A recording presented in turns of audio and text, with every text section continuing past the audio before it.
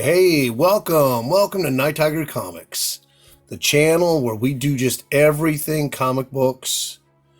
And I finally got lucky. It's been so long since I got lucky on a short box. And it's really funny because I got these at the flea market right up the road from my house, about a mile away. And the last time I got lucky on a short box was at the exact same flea market, almost the same exact row, about 10 years ago. So decided the other day, what the heck, to get out of the house. I've been injured, I'm recovering, I'm off work for a long time, getting cabin fever. And we have a flea market up the road. It's usually really open on Saturday and booming on Sunday.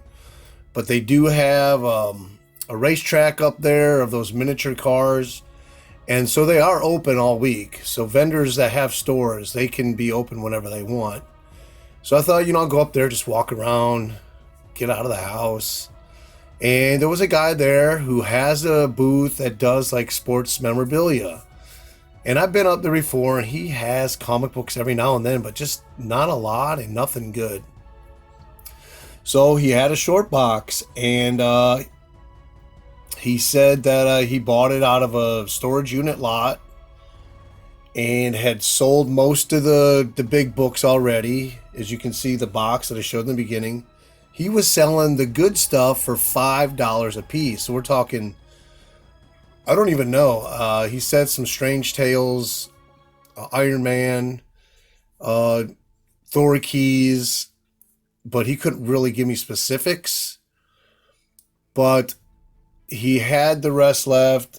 He had them down to like, I think $1 a book. And I only had was $20. That's all I had to my name. And I said, well, I got $20. Would you take $20 for the box? And he thought about it for a minute. And he goes, yeah, I'll take them. So I got these for about 40 cents a piece. So 99% of what you're going to see is from that short box. There are a few eBay buys in here at the end. And this one, I just wanted to show this really cool free comic book day of Bloodshot. Valiant, The Year of Heroes. I think it's a one-shot. Just a cool Vin Diesel photo cover. So let's get into this short box before I talk your ear off. So I started out with, I thought, were the more menial books. So we got Swamp Thing Annual number 6. Yeah, from 1991. And most of these books are VG or higher. There are some really low-grade ones. So Swamp Thing Annual number 5 from 1989. Neil Gaiman writing on this. Mike Mignola. And then we got Swamp Thing Annual number 3. Brian Boland cover, 1987. And, I thought I'd shoot this in a traditional haul mannerism. I haven't done one like this in a while. Now, I don't know the full checklist on the Tangent comics, but there was a lot of in there. I don't know if this is the full checklist or not. So all of these are say number 1. They're all one-shots, if you know anything about the Tangent. I don't really know a lot about it. But I know they took the traditional properties from DC and they changed them. Now, I couldn't tell you about the Tangent universe. You'll probably tell me about that in the comments. So this is from December 97, Metal Men. And there are some name writers and artists on these one-shots. Nightwing, John Ostrander. This is also from December 97. I just think these are really cool. I don't think I've read any of them yet, but they intrigue me. They really did a weird covers, and the covers are so weird. They look so cool. Sea Devils, again, December 97, number 1. I don't know, it kind of gives it like a Japanese feel to it. Doom Patrol, number 1, December 97. Now there are some cool comics in here. Nothing huge. There are some minor keys, and most of the keys are the lower grade stuff. But there's a lot of DC reprint books in here later on. So the Secret Six, really cool looking character. again from December 97. And then the JLA, Dan Jurgens. This one is from September 98. So this might be the second wave, and I noticed this is like a silver, where these covers are all white. So I don't know if that's a second wave. I love this one. This is my favorite of all of them. The Joker, kind of doing like a ballet pose, but kind of looks like Harley Quinn a little bit. Someone made a comment about this being related to Punchline. And then again, September 98, and this has got a silver background. So I don't know if that's a second wave of these tangents. Trials of the Flash. So here we go. We're getting into the DC now. From here on out, for the next 2/3 of this lot, it's all DC. World's Finest, September 1997. And a lot of big books in here as far as page count, like $100 pagers, 52 pagers, 80 pagers, 48 pagers. So we got World's Finest, number 67 from March 81. Love these. I love this era of DC Comics, the dollar books. This is number 269 from July 81. Buckler Giordano cover, or Giordano. Red Tornado over there. World's Finest, again, January, I believe this one is, 275, January 1982.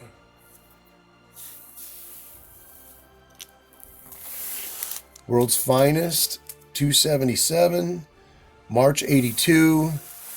You got Zatanna with her new costume right there. This looks like a beautiful George Perez cover, and it is.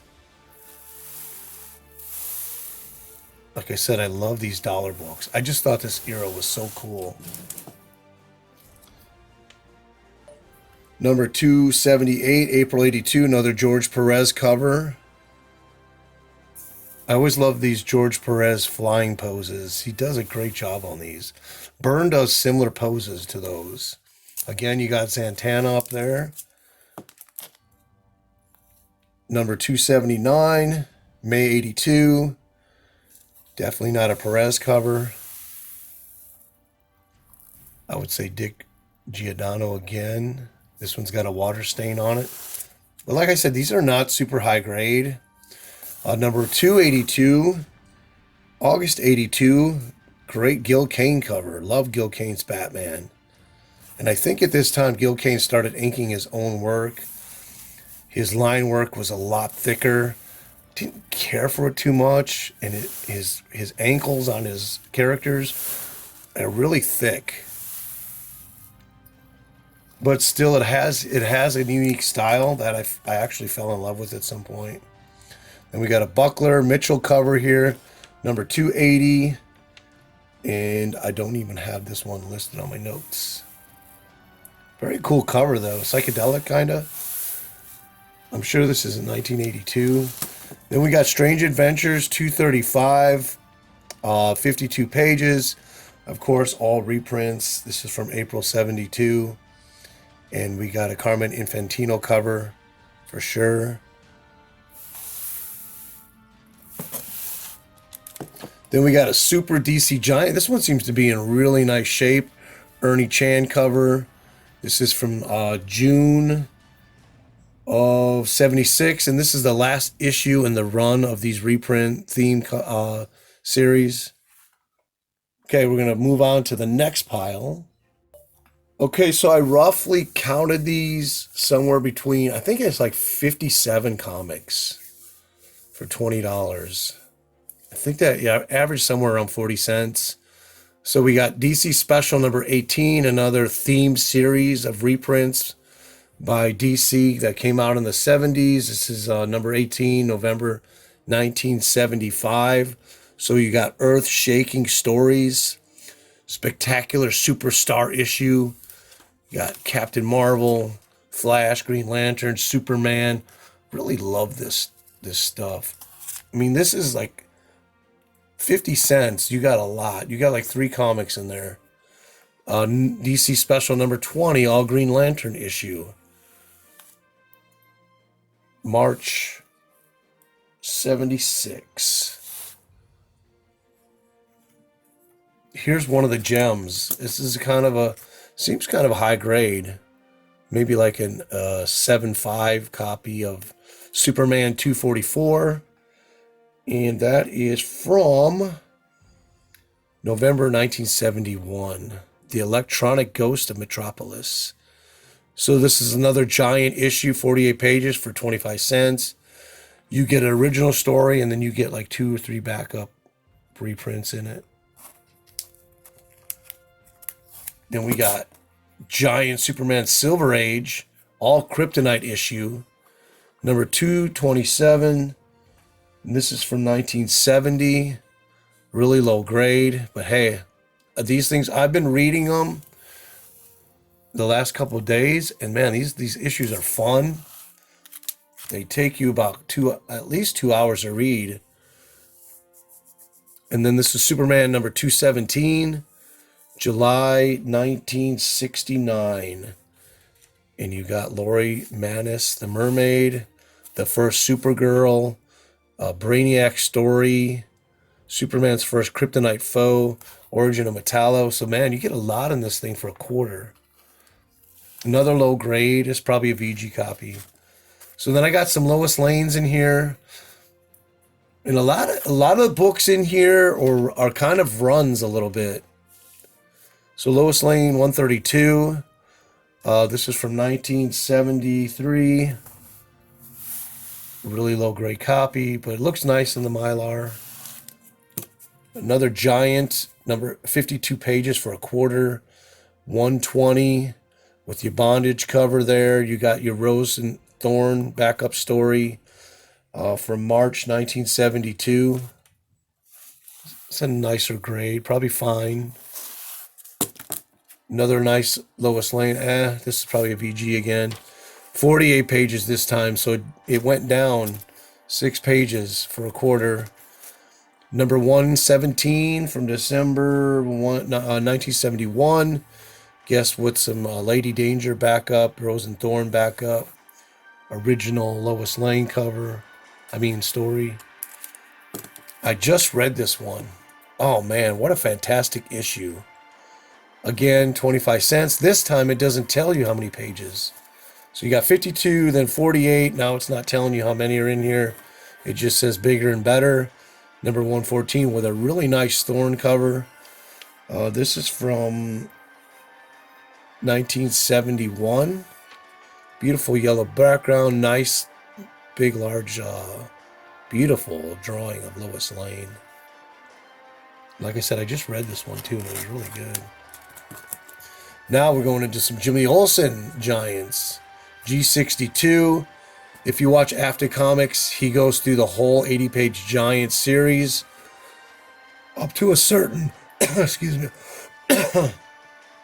up to a certain number. I think it's like 10 or 12 or something like that. It switched over from 80-page Giants, and they just incorporated the series numbering into them and made, like, this was number 62, but it's Jimmy Olsen number 122. And this is from 1969, September. You got the Wolfman. I just read that in another issue of an 80-page Giant. So that's a story that gets reprinted pretty often. The Wolfman, Jimmy Olsen story. Really low-grade copy, but hey, what the heck. 80-page Giant, number 113, Jimmy Olsen. This is from September 68. A lot of people don't like Jimmy Olsen. I find the stories really great. And I just picked up a Jimmy Olsen key off eBay. It hasn't got here yet. I was kind of waiting to shoot this haul. I was waiting on a Golden Age book in the mail, and it's been taking 2 weeks to get here from California. So now we're getting into Superman Family. I always thought this was a really odd series. It's where they combined Lois Lane and Jimmy Olsen and Supergirl and everybody and all the titles into one big giant comic. Number 70 for 50 cents from 1975. Number 171, killer Batgirl cover with Queen or Cleopatra versus Supergirl and Batgirl. Number 171, 75. So this is a lot of reading, 40 cents a copy. A lot of good reading here. Big water stain. Number 172, you got Luther marrying Lois Lane in the background. So each one changes. You got Supergirl presents, Jimmy Olsen presents, Lois Lane presents. This is from September 75. Then you got number 74 from January 76. One of the nicer copies out of here. Then you got, again, they switched Jimmy Olsen now. 176, May 76. It's pretty cool. I like this series. It's just really strange. This is another one of the higher grade ones out of here. Number 177, July. And I didn't list it. 76, though. 1976 again. Bicentennial year. Number 179, October 76. Trying to go through these relatively quickly. Like I said, it's a whole short box. Don't want to make this a whole long video. This one's really low grade. Number 180, November 76. And then we're getting back into the dollar books again. So you got February 1980. Not telling us how many pages, but $1. And then this is what confused me. You have Superman Family, and then you have Super Team Family. Number 5, Giant. I don't know what that's all about, but it's cool. This one's really high grade. This is from July 76. So the next lot is going to be Marvel Comics. Yay, Marvel! Here we go. So I think I deserve an applause. Usually when videos like this, I'm constantly saying, yeah, it was 40 cents. Did I tell you these were 40 cents? These are 40 cents. So I have been reframing and holding myself back. But just to remind you, all these came out to about 40 cents. So this is a pretty good lot or run of Thor here. Mostly VG. There are some goods in here. I don't think there's too many that hit the fine mark, but hey, great reading material. It's all bronze. I'm not complaining at all. So let me get my Thor notes out here. So you got Thor 194 from December 71. And if I had to guess, I'm going to say that's a Sal Buscema cover. If I really had to guess, and I am guessing because I don't know. Nice yellow. And the Mylar makes it look a lot nicer, but this one is a really low grade copy. 195 with a killer date stamp right here, October 4th, which is way off from January. This is January 1972. This also looks like it might be a Sal Buscema or John Buscema cover. The Well of the Edge of the World. Number 96, killer cover from February 72, Cartag, the Keeper. That may be his first appearance. I don't know. It's probably his last appearance. That's not a bad looking VG copy, actually. These red ones seem to be faded. I don't know. Is that how it's supposed to be? The fading right around Thor? But anyways, this is 197 from March 72. Mangog Unleashed, Gil Kane cover for sure. Oh, I hate to even mention. I could be wrong. It looks a lot like a Gil Kane cover. This is 198. When Dies the Mortal, And of course, you notice that these are all the box framed covers, which, man, I thought those were cool. I thought they made the covers look really neat. They really like centered your eye on the action. When Dies the Immortal? So that's 198, April 72.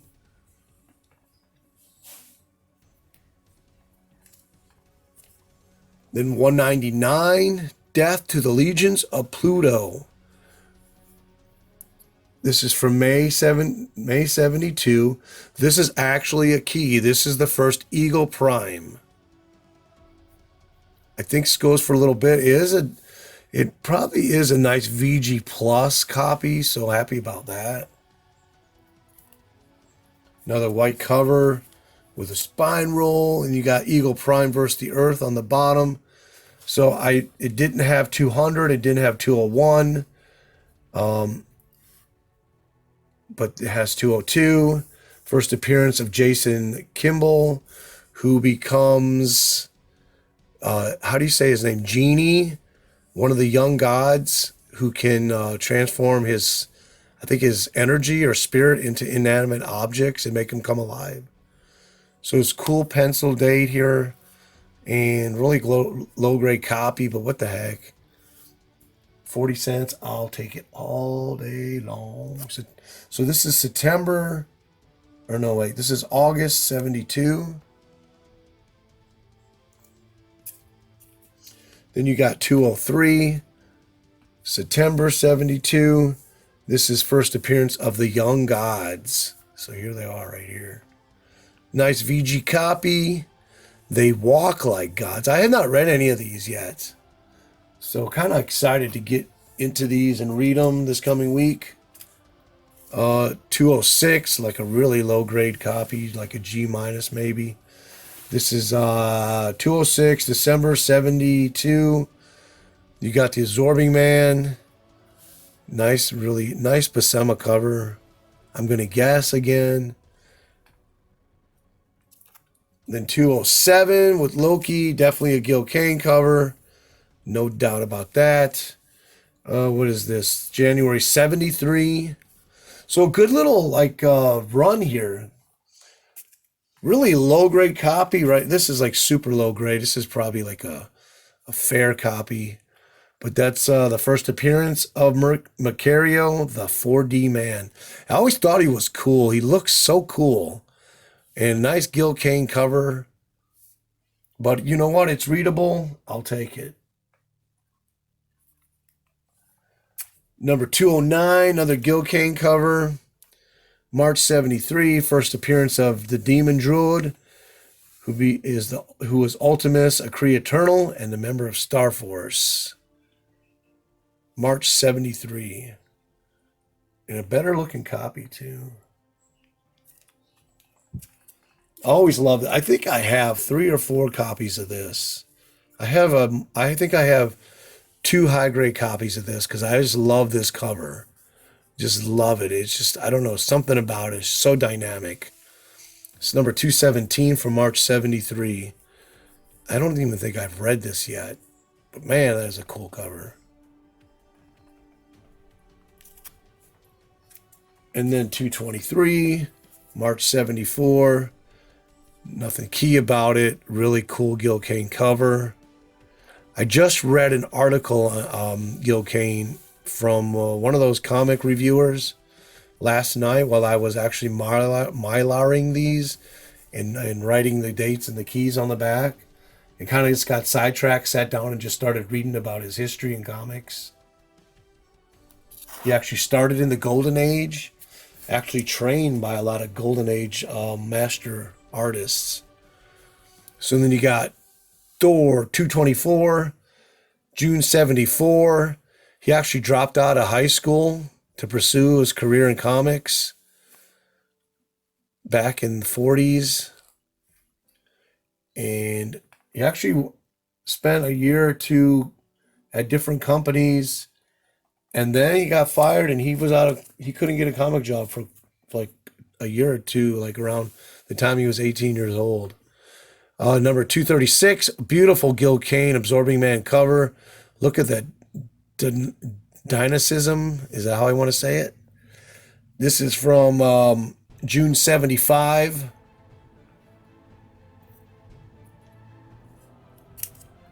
Then we got number 247, May 76. Was Firelord on the cover. Did I say I got these for 40 cents? I think I did. So number 255, another beautiful cover. Just love that. The Stonemen from Saturn, they're back. This is from January 77. You know the good thing about Thor, you could still find these in a lot of LCSs for a decent price, for good, nice copies for well under $10. And these things are just so cool. I have 3 or 4 copies of this issue too. Number 258, April 77, just a killer gray gargoyle cover. Anytime you can read a Bronze Age gray gargoyle, even Silver Age story, you're never disappointed. I have never been disappointed by a gray gargoyle story. His power's so cool, it's so unique. They have to come up with, the writers have to come up with a really fantastic way to have the superheroes beat him. Number 259. This is the last issue of this lot. I think this is the last issue now for the short box. May 76, Escape from Oblivion. So those all were the books that I got for $20. Again, there's Gray Gargoyle right there. Oh no, sorry, one more. This is the last book. So this is Tales of Asgardian. It's a one-shot, and this is really thick. It just reprints the backup feature that Jack Kirby did with Stan Lee in Journey into Mystery. I forget what issues, but they appeared before it became Thor. So really cool. It's all Kirby, all Stan Lee on scripts. You know that this is going to really be good. This thing is so soiled and low grade, but you know what? It's all there. It's all attached, and I can have fun reading it. So you might have seen these on my Instagram. So these next 3 books, my LCS owner, is it 3? Oh, you know what? I think I'm missing one. No, the next 4 books, my LCS owner had $5 on the first 3. And just playing around, I didn't think he was going to cut me a deal. I said, what's your best on this? So 3 books. So 3 Bronze Age good killer books, $5 a piece. So that's $15. He said, just give me 8. And I was like, what? So I was like, dang. I was in my mind laughing like he's just going to say, what? I'm always giving you a deal. I can't cut you a deal. So he did. So these were like $2.50 a piece. Something like that. So this is Hulk 198. Really good story.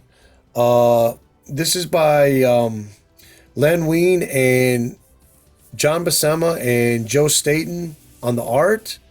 And the collector ends up picking Hulk, the Man-Thing, and another clay monster up out of the swamps and kidnaps them, brings them aboard to put them in his museum. Really great story. And if you're not reading this era of Hulk or you have no idea about it, go out and find some of these issues like this. You can get them so cheap, and the stories and the art is just so fantastic. You just spend the $5 on a book like this than buying that new crap. Even Immortal Hulk, which is written well, but is just saturated down to a third of a book for each issue. You're wasting your money on it. You could buy this instead of issue Immortal Hulk, and you're gonna have a whole lot better time and experience in reading and owning a book like this than you will just to say an Immortal Hulk, just as an example. So yeah, so this one here is a reprint. They couldn't meet the deadline with the Hulk story. The Hulk does not appear in this book at all. It's actually reprints the first appearance of the Ghost Rider in Marvel Spotlight number 5. So for me, it was a treat. I have never read Marvel Spotlight number 5, the first appearance of the Ghost Rider. So I got to buy This issue for $250, not spend $150 or $300 on the first appearance, and still got to read the story. This is really cool. I love this trade dress title. They change it in the next few issues, but I've always thought this one was the best one because it's just more original. So then picked up this one for $250. Another great story. Unfortunately, the art was I forget who draws it. Dang it. But it was a really good story. Son of Satan is called in to help unpossess a woman that is a friend of Ghost Rider, but the art is by Frank Robbins, and I'm sorry, Frank Robbins stinks as an artist. It's too cartoony. The I don't know how you say it. The dynamics are just never cool. And his faces just don't look, they look too cartoony. If I'm going to read Ghost Rider and Son of Satan, I don't want something that looks like a cartoon. I mean, look at right here. That just looks terrible. It is so bad. I just don't know how some of these artists, I mean, there's very few artists in Marvel Bronze Age that were not good. Very few. Frank Robbins, unfortunately, is one of them, and he did a lot of books. But it is what it is. And like I said, the story was really good. I actually forgot about Frank Robbins as the artist as I read it. This was $1. It's even have a grease pencil on there. Haven't read this, but you know it's going to be good. Bronze Age Warlock. It did have a big spine roll. I pressed it out. Fixed it up a little bit. But for $1, I'll take it. The last is a Golden Age book that I just got off eBay. I paid $17 for this shipped. It's in really nice condition. So VG Plus from 1952, War Heroes. I did read it. It wasn't bad. I mean, the writing wasn't the best. There were theme stories. Like one was about finding an orphan and then keeping him safe so the guy can adopt him and take him home. So it had some theme stories in it. It wasn't really anything that is like real war stories that they adapted or anything like that. But it just looked cool. When I saw it, I wanted it in the collection. It has the typical stereotyping of Koreans on the cover, which gives the period of the book, which makes it cooler. And this is I think this is number 14. Yeah, number four from October 52. Anyways, that's my haul. Ran over way more than I wanted to, but you know what? If you're a nerd, you'll enjoy this. I enjoyed it. I am so glad I found this short box. Helps me with my Thor run. Got so much cool stuff to read. Appreciate y'all hanging this long. And everybody just go out and hunt, man. Things are opening up. Get out there, find those books. And push and support your politicians. Back them up about getting this economy open. There's no reason why we need to hurt our economy. We can be safe. We can learn how to combat the virus without destroying businesses. Anyways, Nighttiger, again, appreciate y'all. Take care.